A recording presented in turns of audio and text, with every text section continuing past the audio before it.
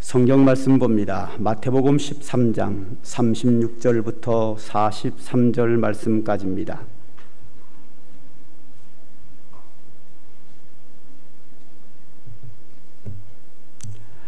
마태복음 13장 36절부터 43절까지 제가 한 절, 여러분들이 한 절 교독합니다. 마태복음 13장 36절. 이에 예수께서 무리를 떠나사 집에 들어가시니 제자들이 나와 이르되 밭의 가라지의 비유를 우리에게 설명하여 주소서. 밭은 세상이요 좋은 씨는 천국의 아들들이요 가라지는 악한 자의 아들들이요.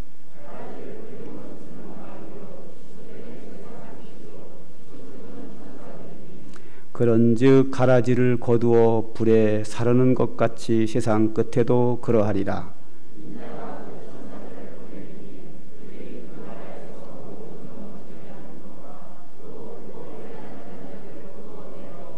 불뭇불에 던져 넣으리니 거기서 울며 이를 갈게 되리라. 그때의 의인들은 자기 아버지 나라에서 해와 같이 빛나리라. 귀 있는 자는 들으라. 아멘. 아까 강고 시간에 꼭 말씀을 드리려고 하다가 빼놨는 게 하나가 있는데요. 얼마 전에 어떤 분이 낮에 교회를 왔더니 카페에 불이 켜져 있고 에어컨이 이렇게 켜져 있더라 하는 겁니다. 낭비라는 거죠. 그래서 제가 그랬습니다. 언제 누가 오실지 모르기 때문에 카페에는 항상 불이 켜져 있고 항상 에어컨이 있습니다. 바리스타가 일하는 사람이 있을 때도 켜져 있지만 아무도 없어도 늘 켜놓습니다. 그것이 낭비가 되지요. 그래도 켜놔야 됩니다. 그리고 낭비가 안 되는 방법이 하나가 있어요. 여러분들이 오셔서 시원하게 쉬시면 됩니다. 목사님 커피 마셔야 되잖아요. 저 커피 안 좋아하는데요. 우리 교회가 운영하는 거니까요. 안 드시고 앉아 있어도 뭐라 할 사람 아무도 없습니다. 그러니까 더울 때는 카페 오셔서 언제든지 차를 마시지 않고도 시원하게 쉬셨다가 가실 수 있습니다. 저 카페는 돈 벌려고 해놓은 것이 아니고요. 적자 보면서 합니다. 그 이유는 성도들의 안식처로 쉼의 장소로 만들어 놓은 거니까 여러분들이 잘 이용해 주시면 감사하겠습니다. 꼭 그렇게 해주세요. 너무 거리가 먼 것 같아요. 어떤 분들은 교회차 타고 가실 때 기다리는 시간에 밖에서 기다려야 더운데요. 안에 들어와서 기다리시면 얼마나 좋을까요? 그러니까 부담 갖지 마시고 여러분들의 쉬는 공간으로 만들어 놓으셨는데 여러분이 사용을 안 하면 그게 낭비거든요. 성도들이 행복하게 사용하면 그것은 절대 낭비가 될 수 없습니다. 광고 하나 더 했고요. 지난주에 제가 가시나무와 백합화라는 설교를 했습니다. 그러면서 우리가 백합화처럼 향기를 토하는 사람이 되자 그랬습니다. 여기에 대해서 우리가 이렇게 의문을 가질 수 있습니다. 하나님은 왜 백합화를 가시나무 밭에다가 놔뒀을까?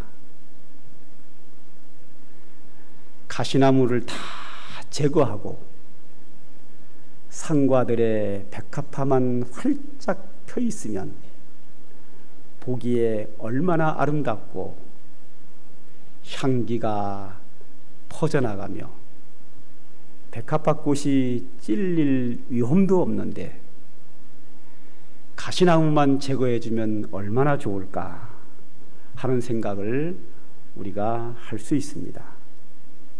충분히 할 수 있는 생각이죠. 하나님은 왜 가시나무를 제거하지 않을까?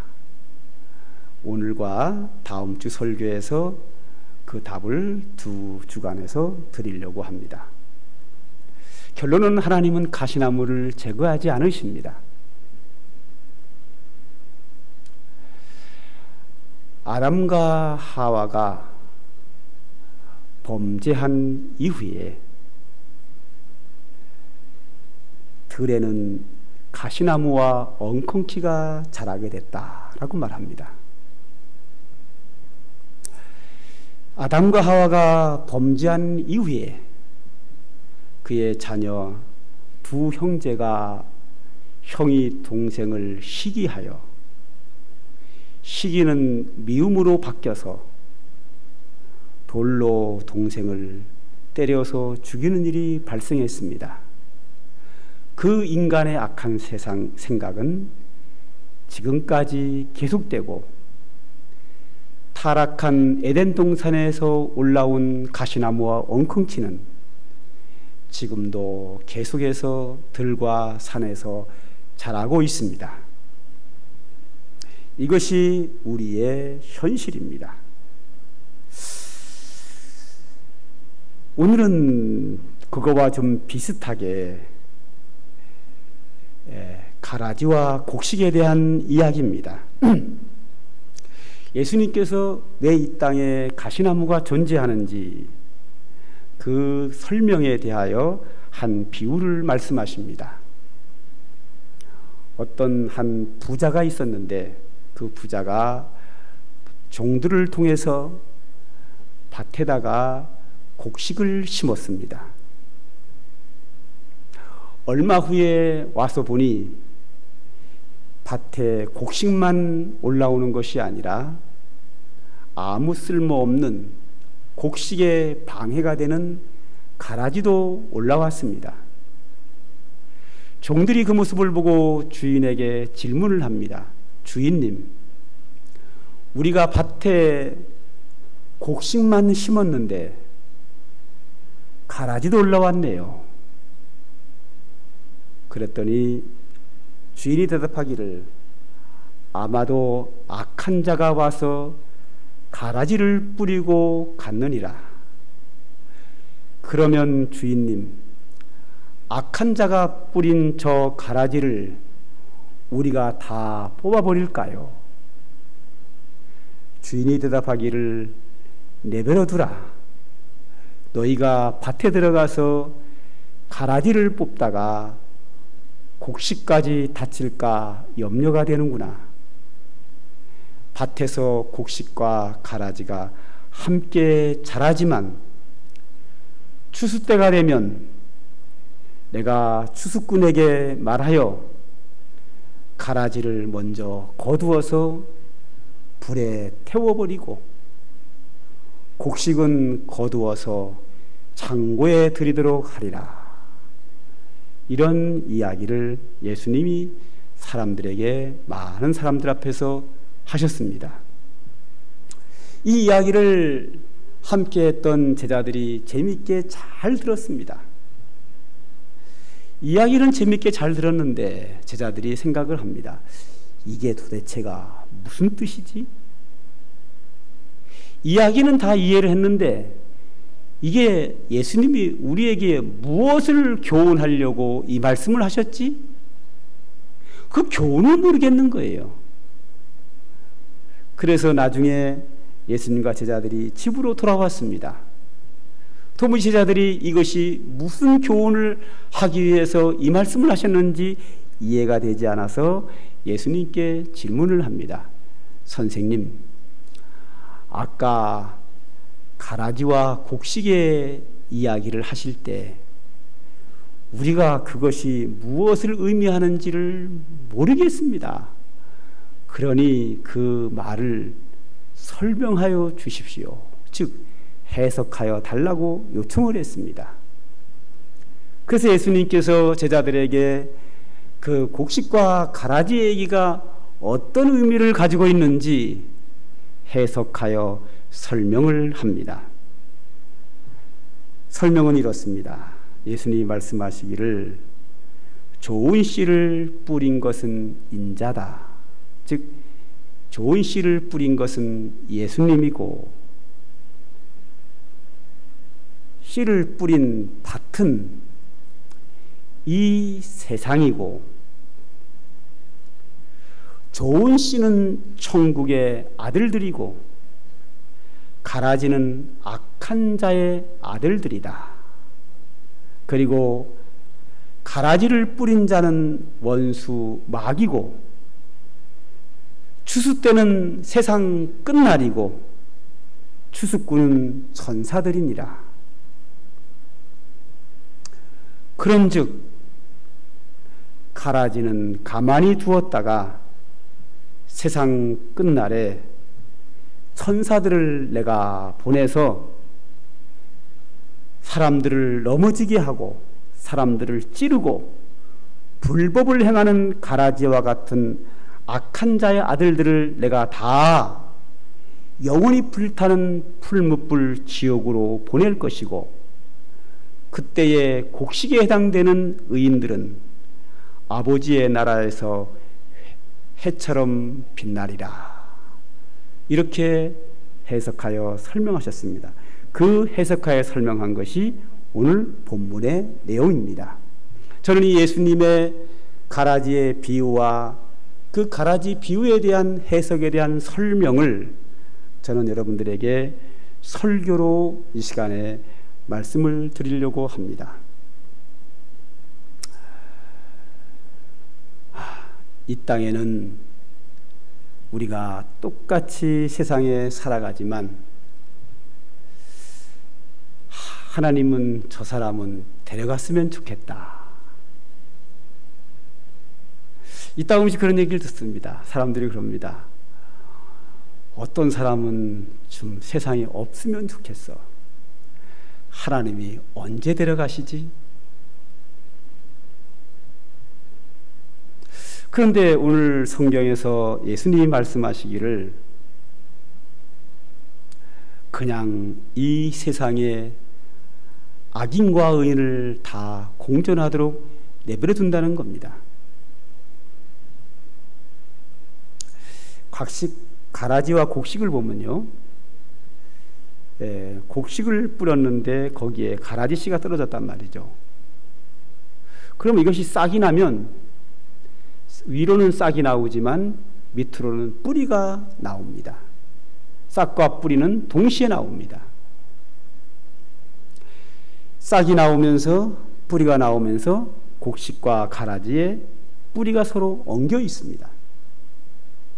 서로 엉겨 있는 가라지를 뽑아버리면 곡식이 뽑히게 되어 있습니다. 예수님이 이것을 비유로 설명하면서 뭐라 그러는가 하면, 네가 가라지라고 생각하는 악한 사람들이라도 그를 뽑아버리는 것보다는 하나님께서는 세상에 같이 공존하게 하신다. 그 이유는 가라지를 뽑으려다가 곡식까지 다치듯이 그런 부분들은 많은 성도들을 시험에 들게 하는 위험성이 있다 하는 겁니다.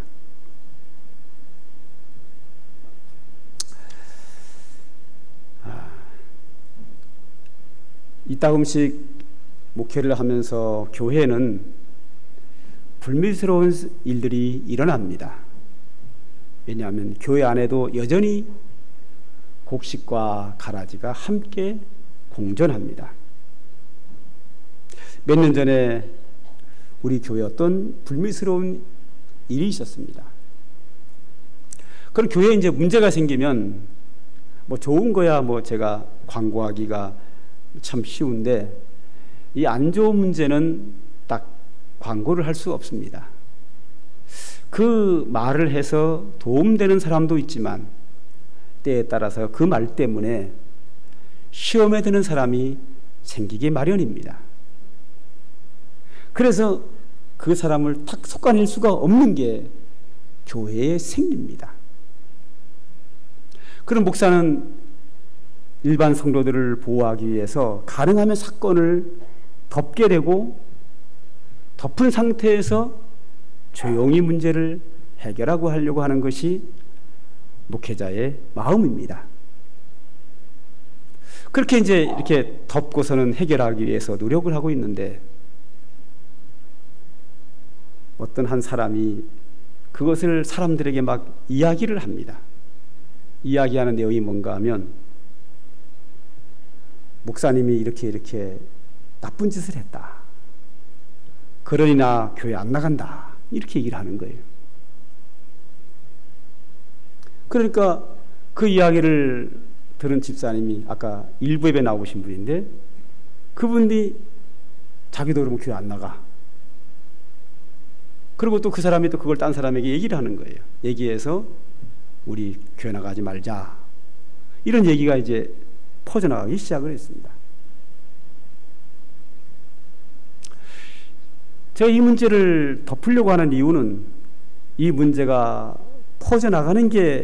퍼져나감으로써 성도들이 시험 드는 것을 우려해서 제가 덮어놨는데, 아니 잘못한 사람이 저한테 다 뒤집어 씌워가지고 목사가 이렇게 나쁜 짓을 했다 뭐 이렇게 막 소문을 내고 다니니까 제가 성도들을 보호하기 위해서 더 이상 덮을 수가 없었습니다.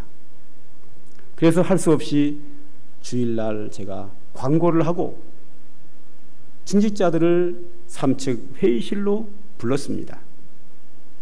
그리고 제가 상세하게 설명을 다 했습니다. 다 했더니 요 앞에 계시는 2부 예배 때는 제가 집사님 고명을 안 했어요.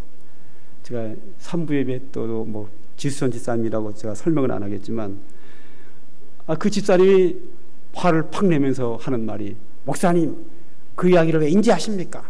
그런 거는 빨리빨리 해주셔가지고 교회가 문제가 안 되게 하셔야죠. 이러더라고.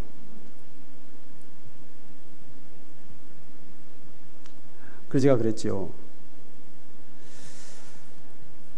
저도 빨리빨리 이야기하고 싶지요.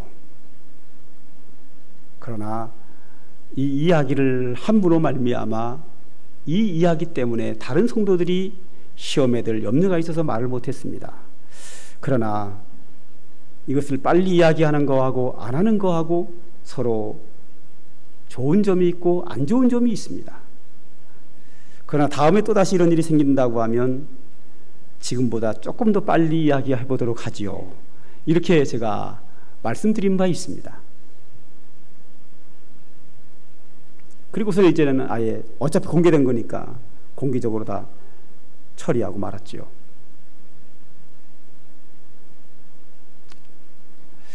담임 목사는 당연히 성도들을 보호할 의무와 책임이 있습니다. 어떻게 해서든지 성도들이 은혜 받게 해야 되고 어떻게 해서든지 성도들이 시험에 들지 않도록 가능한 문제를 덮어야 합니다. 이것이 목회자의 마음입니다. 오늘 이 비유에서 주인이 말합니다. 가라지를 내버려 둬라. 그거 뽑다가 곡식까지 다친다. 이것이 주인의 마음이고 이것이 바로 예수 그리스도의 마음이며 하나님의 마음입니다. 한 사람이라도 다치지 않게 하는 것, 시험에 들지 않게 하는 것이 하나님 아버지의 마음입니다. 자, 우리 교회 안에 있는 이야기들은 예민하니까 빼고요. 자, 총신의 이야기를 한번 해보죠. 제가 총신 법인 이사, 재단 이사로 있지 않습니까? 제가 이사로 있으면서 가장 많이 한 말이 뭔지 아세요? 그게 뭐냐 하면 솔로몬의 재판에서 나쁜 엄마가 돼서는 안 됩니다. 제 이야기를 가장 많이 합니다. 학생들에게도 하고 총신에 정치하는 목사님들에게도 계속 하는 이야기입니다. 솔로몬의 재판에서 나쁜 엄마가 돼서는 안 됩니다. 최근에도 총신대학교 총학생회장이 전화가 왔어요. 또 최근에도 며칠 전에도 얘기를 했어요. 우리가 솔로몬의 재판에서 나쁜 엄마가 돼서는 안 됩니다. 솔로몬의 재판에서 나쁜 엄마가 뭔지 아시죠? 솔로몬이 하나님께 지혜를 구했습니다. 하나님께서 솔로몬에게 지혜를 주셨습니다. 그리고 나서 얼마 후에 두 젊은 여자가 아기 하나를 안고 와서 솔로몬에게 강청을 합니다. 왕이여, 이 아이가 내 아이인데 저 여자가 뺏어가려고 합니다. 또 저 여자는 얘기합니다. 왕이여, 아닙니다. 이 아이는 내 아이인데 이 여자가 이 아이를 뺏어가려고 합니다. 두 엄마가 아기를 안고 와서 서로 자기 엄마랍니다. 이 두 여자가 이렇게 싸우게 된 이유는 이렇습니다.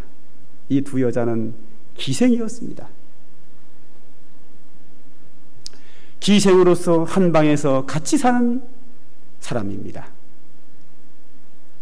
근데 이 기생인 두 여자가 둘 다 같은 시기에 임신을 한 겁니다.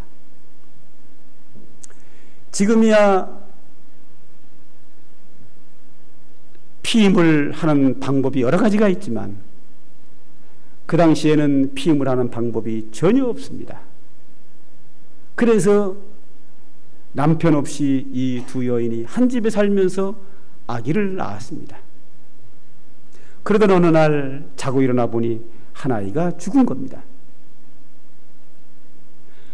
근데 죽은 자의 엄마가 자기 아기가 죽으니까 옆에 있는 엄마의 아기가 내 아기라고 우깁니다. 그래서 이것이 둘이 분쟁이 돼가지고 싸움이 돼가지고 솔로몬 왕에게 가지고 왔습니다. 자, 누가 서로가 자기 엄마랍니다. 이쪽에서는 이쪽이 아기가 죽으니까 내 아기를 자기 아기라 그런다 그러고, 이쪽에서는 저 사람이 아기가 죽으니까 내 아기를 자기 엄마라고 한다고 똑같이 얘기를 하는 거예요. 솔로몬이 누가 진짜 엄마인지 알 길이 없습니다. 솔로몬에게 하나님이 주신 지혜로 좋은 생각을 하나 해냅니다. 솔로몬이 신하에게 명령을 내립니다. 여봐라, 두 여자가 똑같이 한 아기를 자기 아기라고 하니 내가 아무리 봐도 누가 진짜 엄마인지 알 길이 없느니라. 그러니 공평하게 아이를 칼로 반을 딱 잘라서 나누어 줘라. 그러면 되지 않겠느냐? 신하가 예, 폐하의 명령대로 하겠습니다. 신하가 칼을 뺐습니다. 그때 이 아이의 친엄마가 말합니다. 왕이여, 안 됩니다. 이 아이를 저 여자에게 주소서. 성경은 이렇게 기록합니다.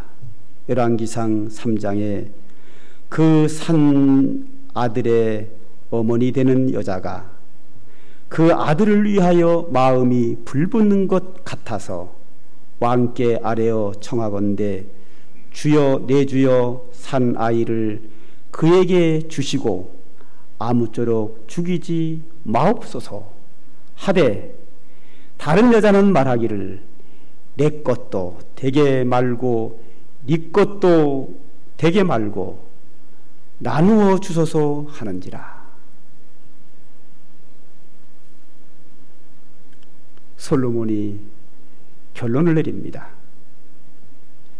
이 아이를 저 여자에게 주소서 한 이 여자가 이 아이의 어머니입니다.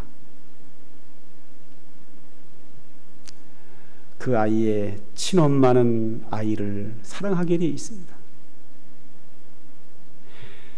아이를 사랑하는 엄마는 그 아이를 반으로 잘라서 양쪽으로 주는 것을 절대로 원하지 않습니다. 왜? 자르면 죽어요.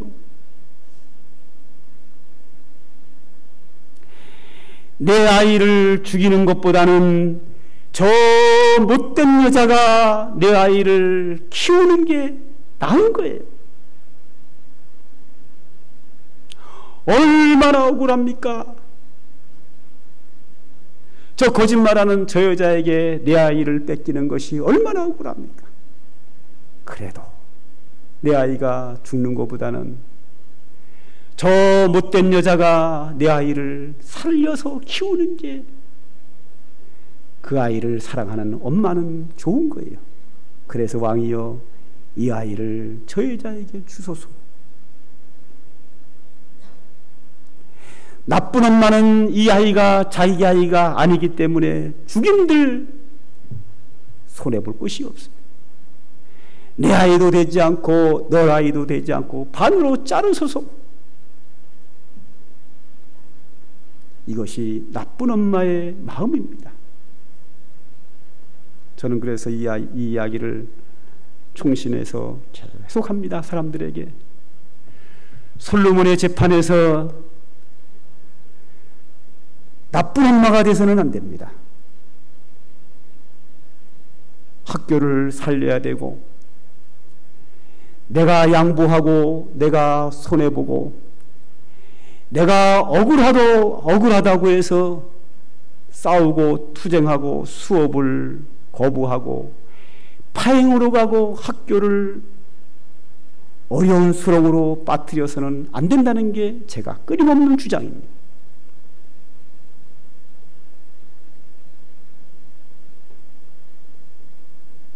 아이를 반으로 잘라서 죽이면 안 되듯이 학교를 어렵게 만들면 안 되는 거예요. 교회 안에도 여전히 곡식과 가라지가 함께 공존합니다. 누가 믿음의 사람입니까? 누가 교회의 참다운 성도요 일꾼이요 하나님이 기뻐하는 자입니까? 내가 손해보더라도 교회가 덕이 되고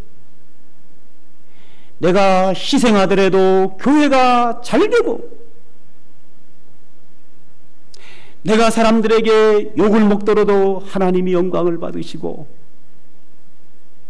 내가 억울한 일을 당할지라도 하나님의 교회가 잘 되는 것을 바라는 자가 교회를 사랑하는 사람이요 그 사람이 믿음의 사람인 거예요. 끝까지 싸워서 이기려고 하면 안 됩니다. 지난주에도 총신대학교 총학생회장이 나한테 전화가 왔어요. 목사님 찾아뵙는다는 거예요. 그래서 와라. 그랬더니 또 좀 이따 안 온대. 가만보니까 자기들끼리 뭐 머리 굴리고 있는 거야, 은은하고. 그래서 내가 메시지를 보냈어요. 오지 마라 그러려면. 그런데 오고 싶을 때 언제든지 와라. 내가 밥 사줄게. 그러나 올 때는 순수한 마음으로 와라. 싸워서 이기려고 하지 마라. 순수한 마음으로 오면 나는 언제든지 학생들과 대화한다. 나도 순수한 마음으로 다가가리다. 내 메시지를 보냈어요. 그때 전화가 왔어요. 목사님 고맙습니다. 그렇습니다.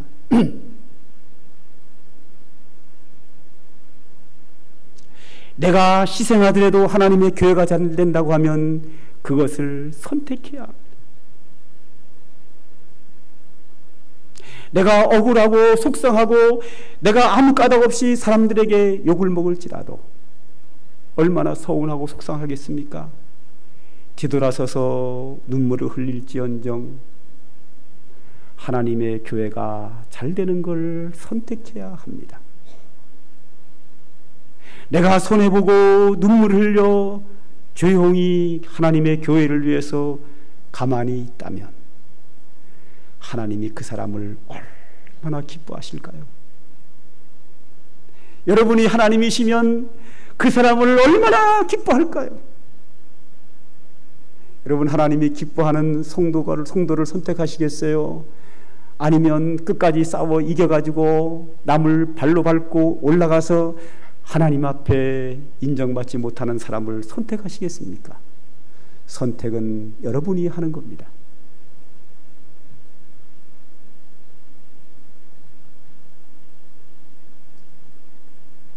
싸워서 이기려고 하면 안 됩니다. 가라지를 뽑으려고 하면 안 됩니다.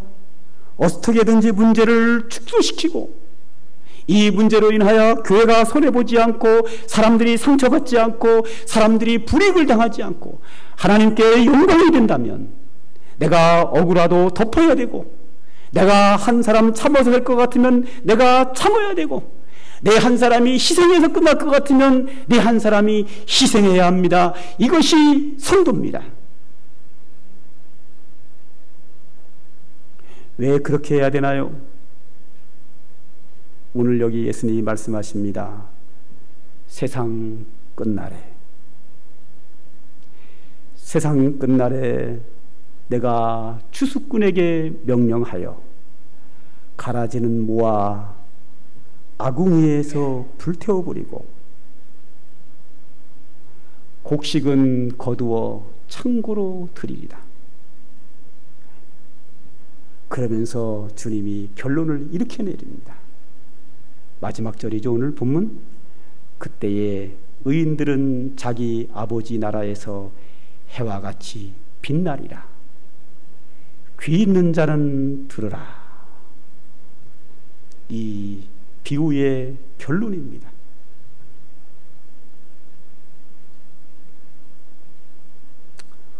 억울한 것이 아닙니다. 주님이 그 모든 과정을 다 보셨습니다.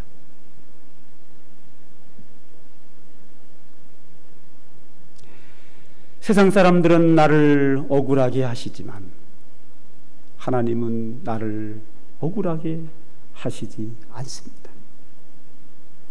의인들은 자기 아버지 나라에서 해같이 빛나리라. 이 놀라운 은혜가 오늘 이 자리에 있는 우리 모두에게 임하기를 소망합니다. 기도하겠습니다. 하나님 감사합니다. 오늘도 우리에게 귀하고 복된 은혜와 진리의 말씀을 주시니 감사하여 주님께 영광을 돌립니다. 오늘도 우리가 믿음으로 살게 하여 주시고 주님이 주신 주의 뜻 가운데서 하나님이 기뻐하는 자로 살게 하여 주시옵소서. 한량없는 하나님의 은혜와 축복이 영원토록 주의 택한 백성들과 함께하기를 간절히 소망하며 우리 주 예수님의 이름으로 기도하옵나이다. 아멘.